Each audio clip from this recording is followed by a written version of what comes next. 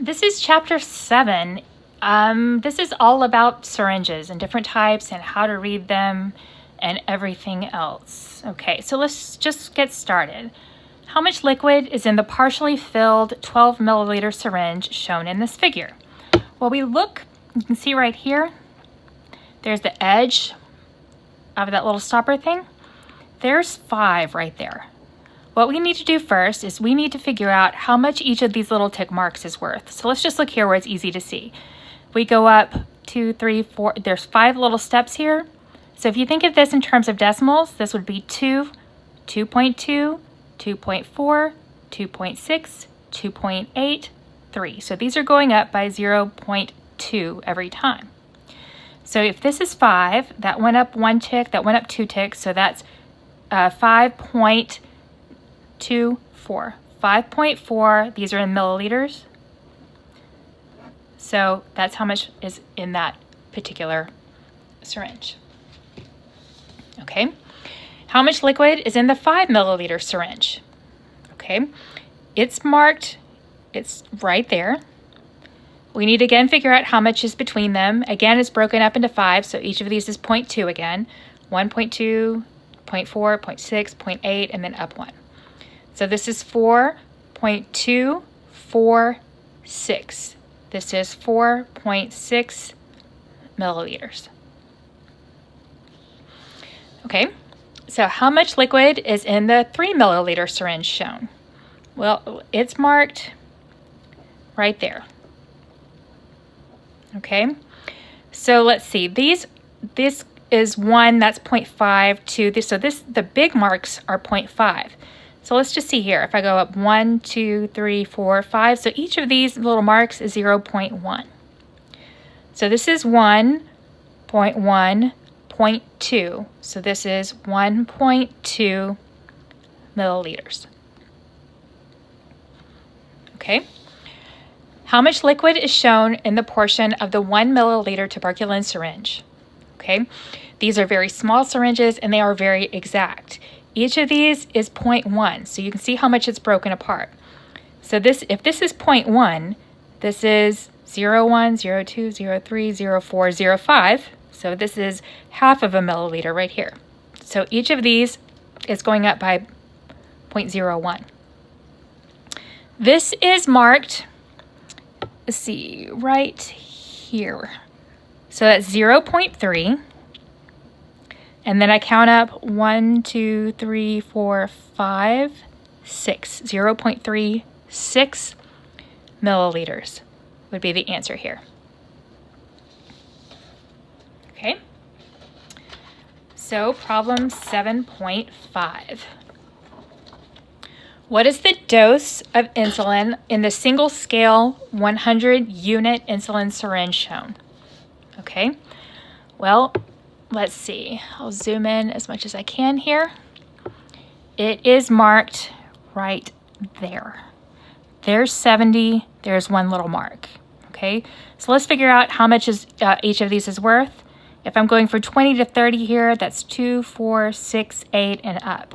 So these are going up by 2s. If that's 70, this must be 72, and these are in units. Okay? Now, sometimes when you're dealing with insulin, and it's very important to get an exact dosage, they have even numbers on one side and odd numbers on the other. Okay? So if you look at this, and this is the same amount of liquid in both of them, you can see right here that it doesn't really match up with much of anything. But right here, it matches up exactly with 60 units. So if you're reading an insulin syringe that has double markings, you'd look at both sides and figure out which one is more exact and then use that one. Now you can see here that that's probably correct. This would be, so each of these is going up by 2, so this would be 57, 59. It's between 59 and 59 and 61, so 60 is very reasonable. But still, you want to read it off the exact side. Okay. What is the dose of insulin in the 50-unit insulin syringe shown in this figure? Okay, well, this is obviously between 10 and 15. And these are going up by how many? 1, 11, 12, 13, 14. So that is 12 units. Okay. Let's look at 7.8. What is the dose of insulin in the 30-unit insulin syringe shown in the figure 6.25? So we are supposed to measure that right there. Again, we need to figure out how much each of these little tick marks is worth. And it looks like they're counting up by ones. So 16, 17, 18 units.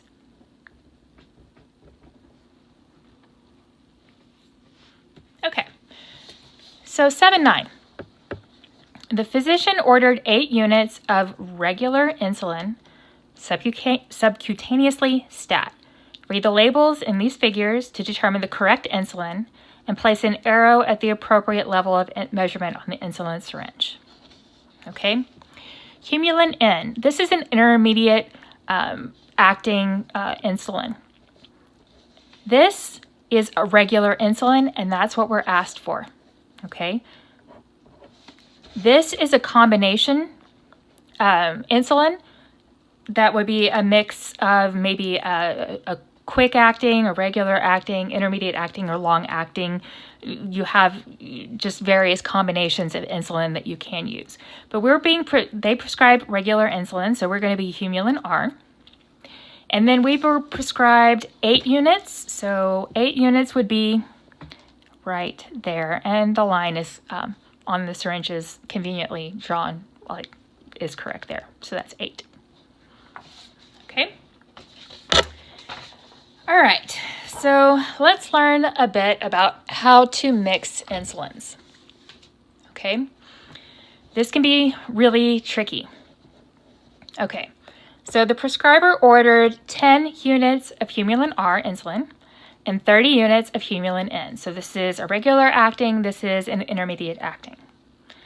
30 minutes before breakfast. Explain how you would prepare and administer this one in one injection. Okay. First of all, if we have 10 units here and 30 units here, we're going to have a total of 40 units. So you need to make sure you pick a syringe large enough to handle 40 units. Okay, now there is very specific order we have to do these things in.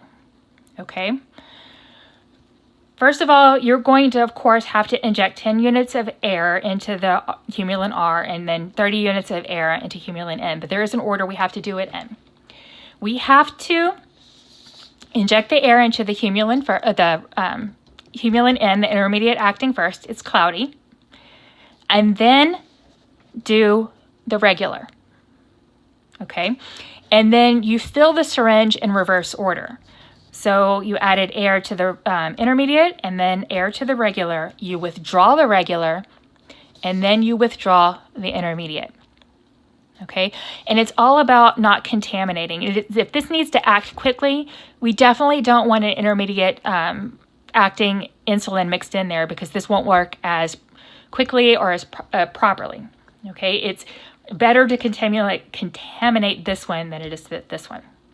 Okay, so you should always think first clear, because regular insulin is clear, then cloudy. Okay, so the order here is quite important. Okay, so let's look at 7.11. The order is to give 35 units of combined insulin before breakfast. Use the label shown and place an arrow at the appropriate calibration on the syringe. We're supposed to give 35 units. Okay. And it looks like we can just mark 35 because there's no extra important information on here that helps us put the correct spot on the syringe. So let's look at 7.12. The order is for finger sticks at breakfast, lunch, dinner, and at bedtime. And then we're supposed to give regular insulin as follows. This is a sliding scale. Okay? So let's say that we did a finger stick and we found that it was 125 milligrams per DL. Deciliter? Deciliter? I'm not sure. Anyway, so 125. Glucose is less than 150. No insulin. 125 is less than 150, so we administer none. Okay? Now, what if the finger stick said it was 278? 278 is between 251 and 300, so we should give 5 units. Okay? And if it's 350, 350 is larger than 300, so we are supposed to give 6 units and call the prescriber.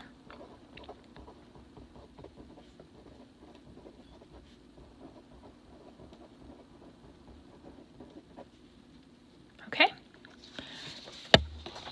Now, last couple of problems. The pre-filled syringe cartridge shown is calibrated so that each line measures 0.1 milliliters and has a capacity of 2.5 milliliters. How many milliliters are indicated by the arrows shown? Okay, so each of the large marks is a half milliliter. So these count up by ones, 1, 2, 3, 4, and then we're up to the 0.5. So this should be 2.1.2. This is 2.2 milliliters. And one more. We're supposed to figure out how much is in here. It appears to be right there. And again, these are counting up by ones, right? This is 0.5, this is 1, this is 1.5, 6, 7. So this is 1.7, and these are milliliters. And that is the end of chapter 7.